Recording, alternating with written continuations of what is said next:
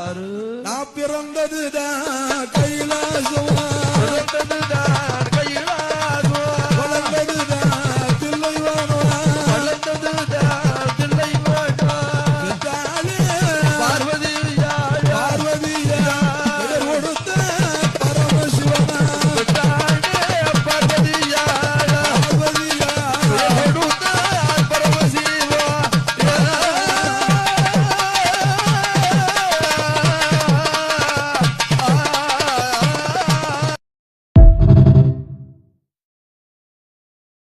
அப்பா சன்னியாசி போனாரே இதோ இந்த ஈனாத மலட்டாட்டில் இருந்து பால் கறக்க செய்தவனும் நான் தான்.